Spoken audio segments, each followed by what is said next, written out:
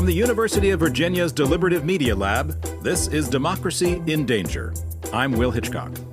Earlier this month, a much-anticipated effort to redraw congressional and state voting districts in Virginia, relying on a new bipartisan commission, came to a grinding halt. Today, we offered to have one Republican map and one Democratic map because we are running out of time. And it was voted against on party lines. And we can't now start talking about let's hold out the hand of friendship and kumbaya. Each side showed up with its maps and its consultants, and they just couldn't get anywhere. For God's sake and peace sake, and for the Commonwealth of Virginia, let's start moving this thing down the road. We cannot keep playing these games. I think there have been too many allegations of bad faith here. Every single discussion that we've had in every single meeting has been a partisan discussion. It may not feel that you'll never break the tie, but I bet you will. Every single discussion. 3 of 8 Democrats walked out. One of them said, "I never want to be involved in this again." And if I had any recommendations for the next go-round, for the 2030 census, that we not have elected officials on a commission, if I can't believe that the people that I'm supposed to work with are true and sincere, regrettably, I am done. Inevitably, the Republicans cried foul. Some of us who are accused of being partisan simply do not want the process to be slanted. But it looks like they might get what they want, a resolution imposed by the conservative-leaning state Supreme Court. Meanwhile, Virginia's candidates for governor are locked in a tight race in what is, along with New Jersey, the first statewide referendum of the post-Trump era. The Democrat here in the Old Dominion is an establishment figure and the frontrunner in a state that has been leaning blue lately. Last weekend, we knocked on 102,000 doors. Historic. But he can't seem to excite people very much, and the GOP candidate is a millionaire who has embraced Donald Trump's single issue, election fraud. We will reestablish the integrity of our election process. Now, this contest in Virginia, like elections in many other states, may be decided by turnout in rural versus urban areas, the red farm country versus ever bluer cities. All this makes the Commonwealth of Virginia a pretty interesting place right now, and worth thinking about in the context of the larger problems with American democracy. So we've invited 2 guests today with deep experience in Virginia politics.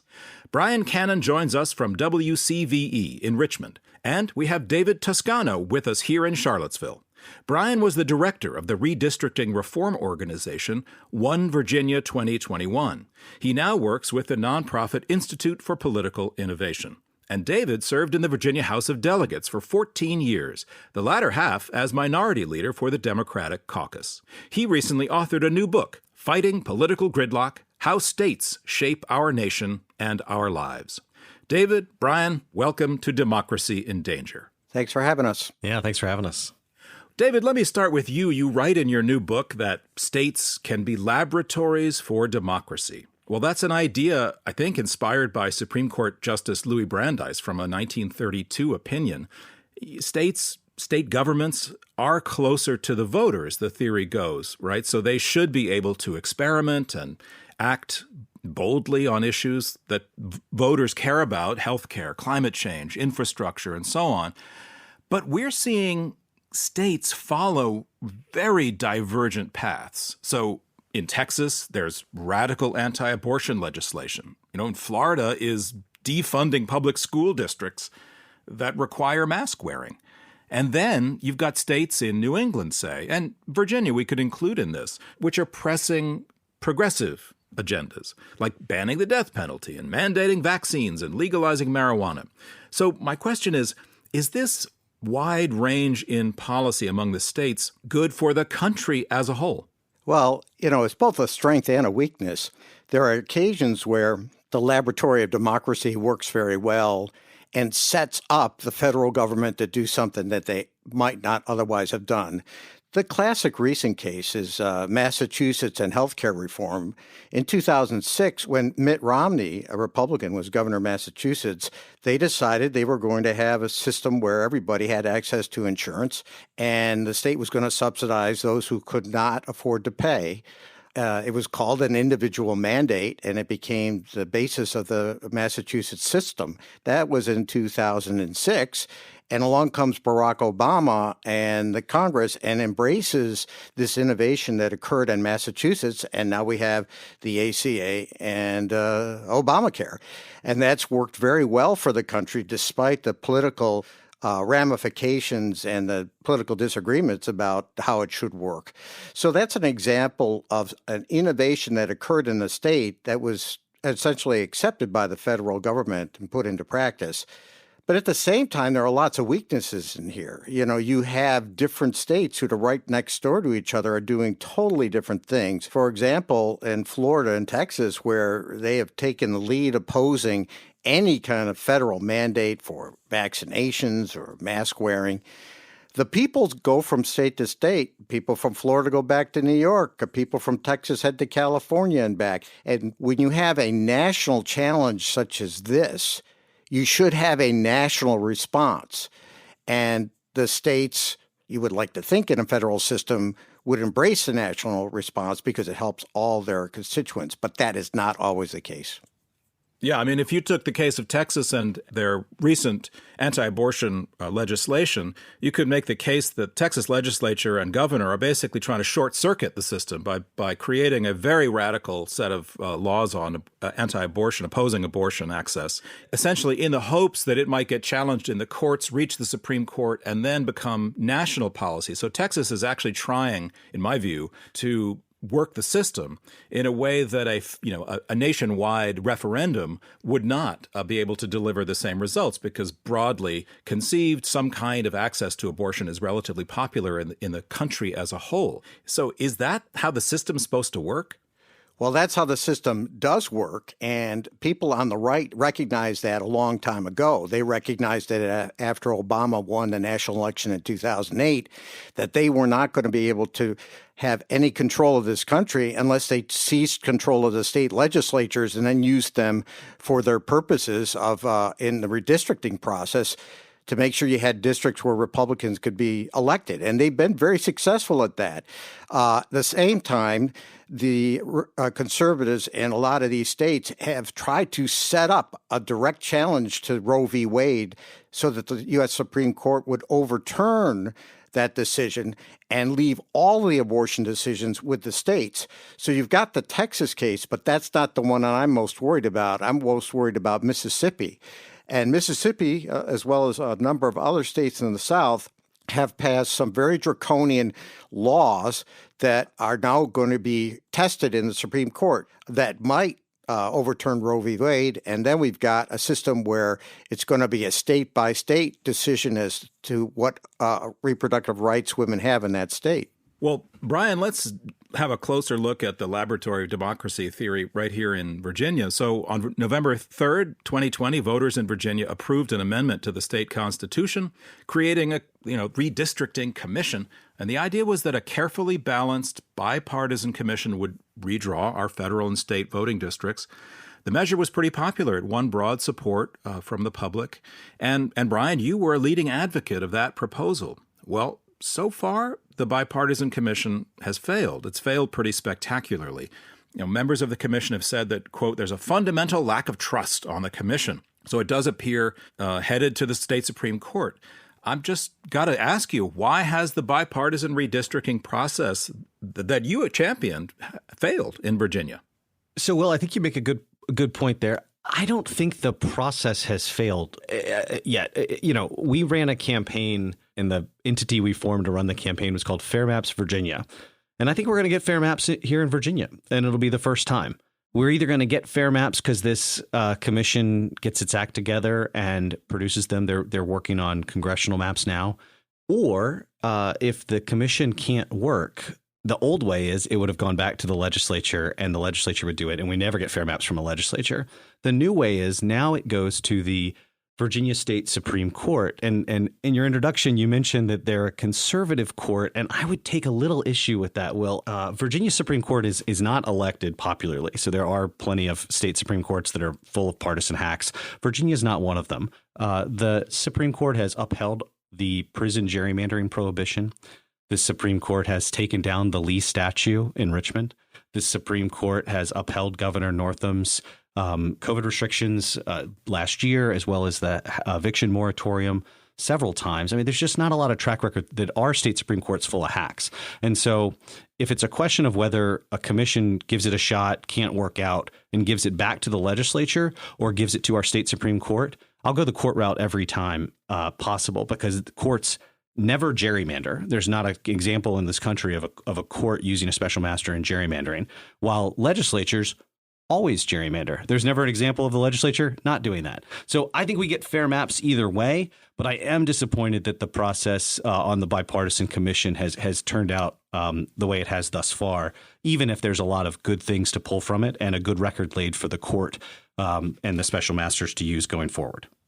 Quick follow-up. Is there a state in the country that you look to as a model in this? I mean, were you inspired by some state where you feel that the long history of gerrymandering has been moderated or pushed back against? Or is this kind of like a blank slate? No one's ever really tried this. So there's a lot of states we've learned from. I would say most of the states that have done redistricting reform, almost all of them, have been states where you didn't have to go through the legislature to get reform. So California, Michigan, Arizona, Florida, they were able to put a good idea on the ballot and get citizens to vote for it. Since in Virginia, like half the states in the union, we had to go through the legislature. It was really hard to get legislators off this commission. So we had to settle for a hybrid commission that had never been tried before. But what we got in the structure was really important because there was a supermajority vote requirement. It ends partisan gerrymandering. There's just no way this commission passes a Republican gerrymander or a Democratic gerrymander. So that's a huge step, a win for eliminating partisan gerrymandering that way. The other thing we got was transparency throughout the whole process. I mean, democracy's messy. Drawing district lines is messy. And we've seen a lot of that mess, but at least it's been transparent. And then the third part, and I think this is a bit underrated at the moment, but the Virginia Constitution did not require protections for Black and brown communities in redistricting. And now it does. There's state constitutional requirements that kind of mirror the federal Voting Rights Act, but are independent of that, which I think is good given how the federal courts have treated the Voting Rights Act in the past decade or so. I think Virginia needs that added protection. David, I want to know if you agree with that rather optimistic assessment of the redistricting process. It's essentially ugly, but the ugliness is transparent, and one way or the other, we're gonna wind up with some fair maps. But gerrymandering, strikes voters as unfair, as undemocratic. It's old. It's happened before, but that doesn't make it right. And I want to get your comment on what Brian said, but also reflect a little bit on your own experience in the legislature. What are the effects on the work of legislators at the state level? Does it make it impossible for state government to work, or is it just, kind of the price of admission? There is so much to talk about surrounding redistricting and gerrymandering. The first point I'd like to make, and to pick up on what Brian said, states really matter in terms of how this unfolds for their constituents. So you have a place like California that has the ability for a group of citizens to put something on the ballot for a direct vote by the people. And if that vote is successful, it becomes part of the Constitution, therefore bypassing the legislature altogether. It's called initiative petition, and you have it mostly in the West. But you see that activity working in various states where the public doesn't feel the legislature is responsive to their desires. With the system in Virginia, this had to be passed by the legislature. And so right away you set up a dynamic where the legislators are worried about what's going to happen to them in this process. I think that's one of the reasons why we got the structure that we got in this case. So, yeah, it made my life much more difficult because it sets up a dynamic which tends to create districts that are safe for one party or the other, therefore having more strongly partisan views be reflected in the candidates who are elected. And so when they get to Richmond, it's harder for them to cooperate in order to get things done. And you've seen this in Congress, and you're seeing it more in state legislative houses around the country. Yeah, no kidding. Well, David, we live in Charlottesville, and it's a lovely town, a wonderful city to live in. It's a very blue city. And if you drive just 3 or 4 miles in any direction, you start getting into a much more purple Virginia and eventually a much redder Virginia out in the beautiful countryside of central Virginia.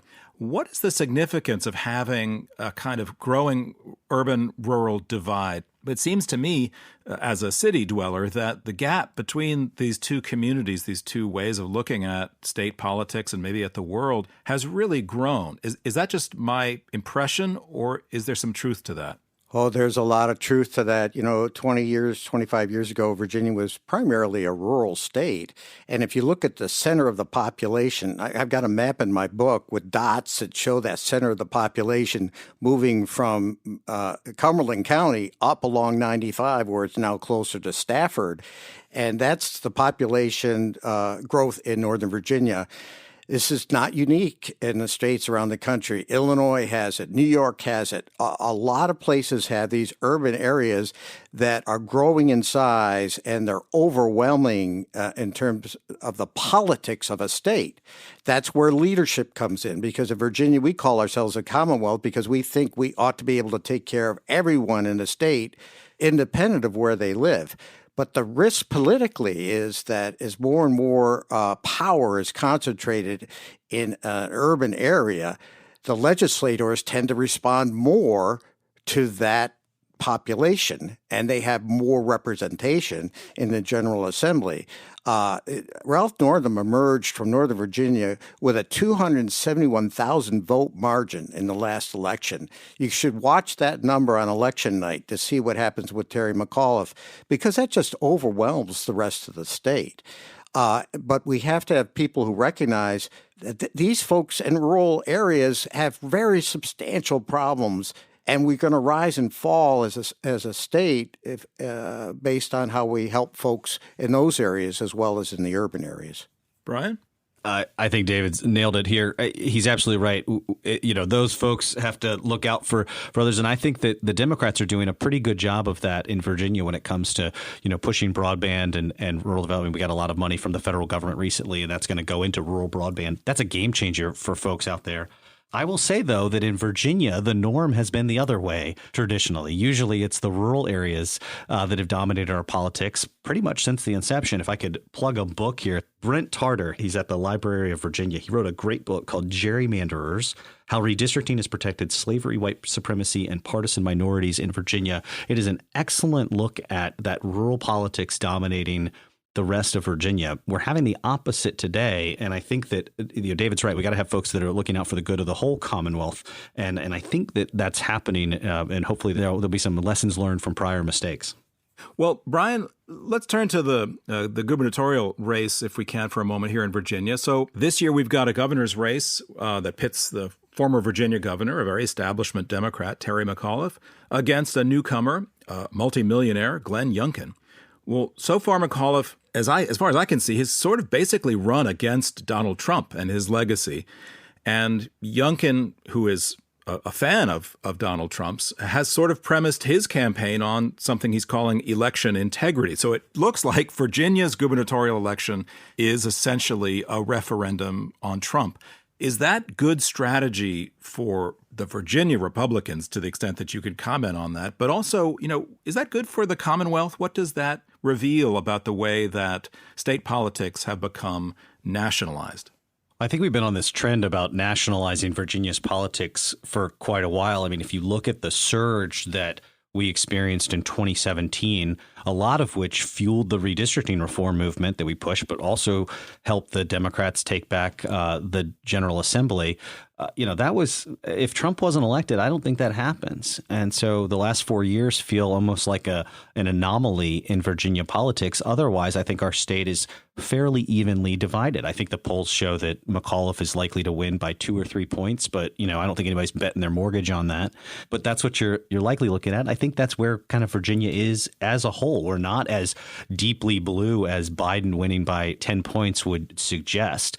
We could go back and forth. And I think that it's interesting to watch Glenn Youngkin kind of thread the needle on having to talk about the big lie, but then kind of disavowing it. And then, going back, I don't know whether I would have voted to certify the election on January 6th, that kind of stuff. It's frustrating to see because I think in Virginia, net, we are a sort of blue state. And if you're Glenn Youngkin, I don't know why he's not looking at Larry Hogan or Charlie Baker, governors of Maryland or Massachusetts, as successful Republican governors in blue states as to how to run and win. And Larry Hogan's been one of the biggest critics of Donald Trump. But, obviously Glenn Youngkin knows the Republican base better than I do and has managed to put himself in a position to win. He's got a puncher's chance. Is the trend in Virginia of sort of every local election becomes a national election, is that pretty much uniform across the country? Or do you think there are pockets of the country where national politics are not driving statewide elections? I mean, it strikes me as that really every election that we're going to see from now until 2024 is at least at first set up as a Trump versus everyone else election. Yeah, I think we're seeing that a lot. And David, you travel plenty too and know these legislators. I think we're seeing that plenty. But I also think you're seeing in states like Alaska and Maine and other places, independence voters standing up and saying they're done with this. Right. And I think Andrew Yang represents some of that. But I do think this is a nationalized place. But with that nationalization and polarization comes an opening for, independent voters and third party voters to say this is enough is enough of this. We want better choices. That leads me into a question for you, David, and it comes back to your book, which very sort of nobly calls for, more citizen engagement, a return to civility as a path to rescuing our somewhat hobbled democracy. I just wonder if maybe the problem is that there's a perception among the electorate that government doesn't work. And as long as government doesn't deliver on the real problems voters care about, and voters do care about economic inequality. They do care about racial inequality. They care about tax systems in which corporations don't pay their fair share. They care about the cost of housing and so on. Until we get substantive change on those issues, the political, leaders can hardly ask for civility from the public because the public is frustrated and angry.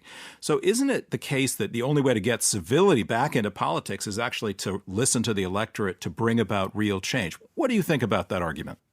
I think that's a pretty strong argument. It's not just about civility, it's also about leadership. And this brings me back to the Virginia election. That's why this election is so fraught with peril.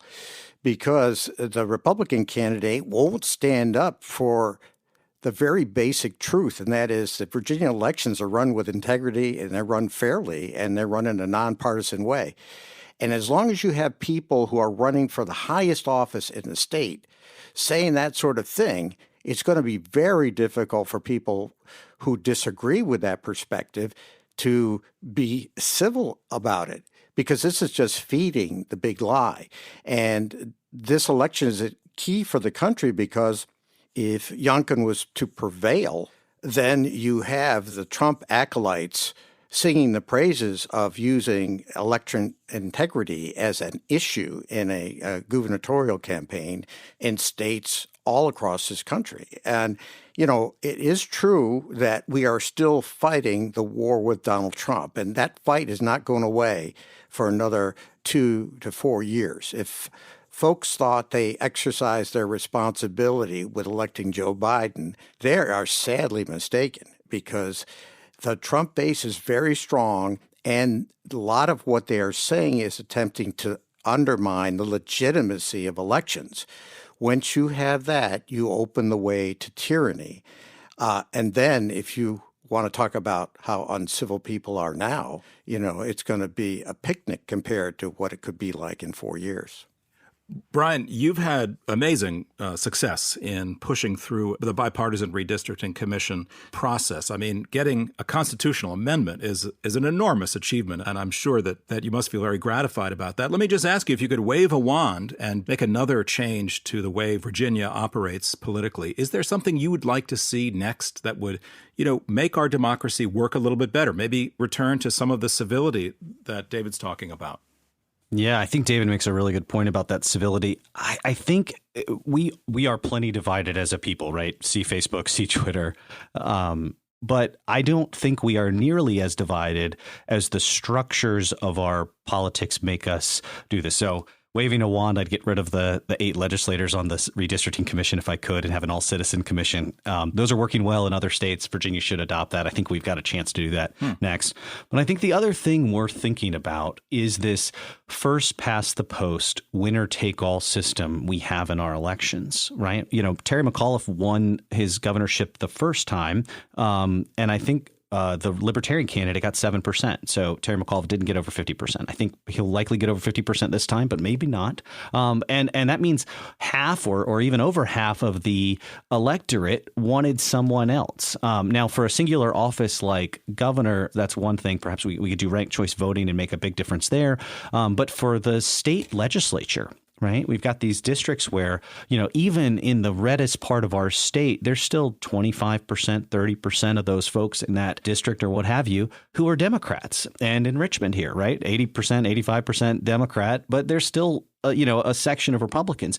Why don't we move to a multi-member proportional system that would get rid of this winner-take-all system? It's pretty clear that multi-member districts would make a big difference. And also, by the way, if you have big enough districts where you have, instead of 100 districts in Virginia that elect 1 member to the House of Delegates, why don't we have 20 that elect 5 each?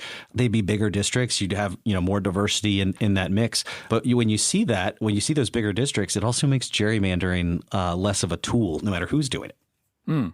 Well, let me wrap up with this very timely conversation just to ask you both, how's Virginia doing in comparison to other states today? I don't mean its economic policy or its unemployment numbers. I really mean in terms of how the state government is responding to the needs of voters, but also how the system works. It seems, on the cusp of some significant changes, but put it into comparative context. Is Virginia kind of somewhere in the middle? Is it on the crest of a wave? Is it a laggard? Should the country be looking at what Virginia is doing for some inspiration? If I could take that first, this election is going to tell folks a lot. McAuliffe has run a campaign that basically said, don't reelect Donald Trump and elect me because I've done this, this, and this. But the emphasis is anti-Trump, at least to this point. The House of Delegates candidates are running different kinds of elections. The anti-Trump sentiment is key in their campaign, but they've been talking about what they have done, increasing the minimum wage, ending the death penalty, many, many voter reforms that were dead on arrival in the General Assembly just 3 years ago, including early voting, ease of registration, other reforms that are being made in the racial reconciliation area. You go down through the list, there are a lot of things that have happened in the last several years, and the House of Delegates candidates on the Democratic side are running on those issues. So big changes in Virginia, and I think positive changes.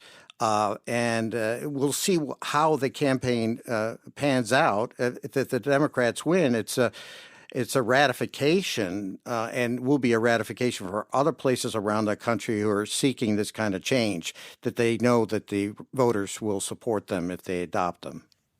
Brian, you see it similarly?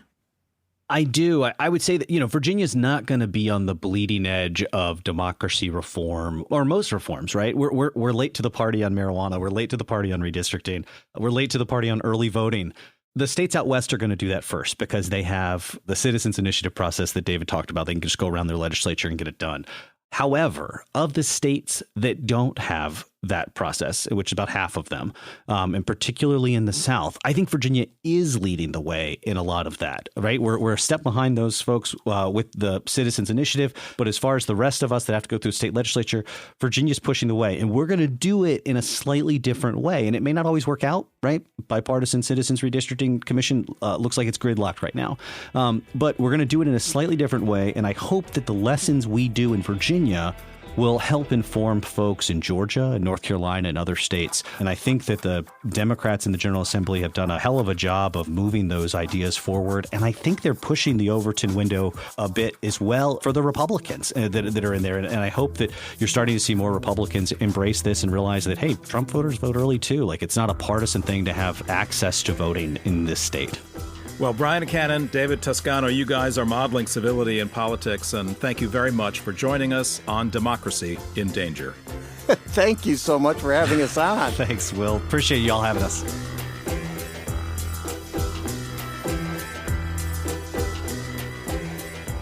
That was Brian Cannon, Director of Campaigns at the Institute for Political Innovation, and David Toscano, a retired member of the Virginia House of Delegates, and the author of the new book, Fighting Political Gridlock: How States Shape Our Nation and Our Lives.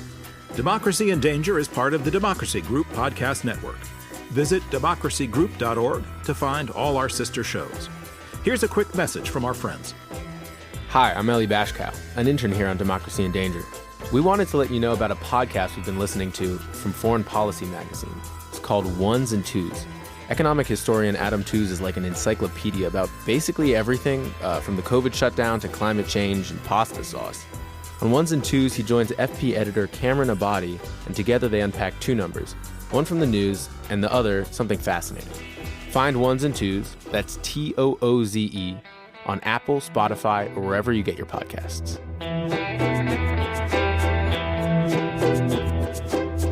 That's all we have for this installment of Some Fine States. Next up in our series, Colorado.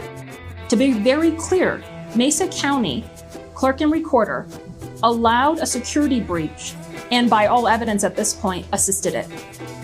So, have you wondered why we're doing this series in October? Well, there's an election coming up next month for some of you.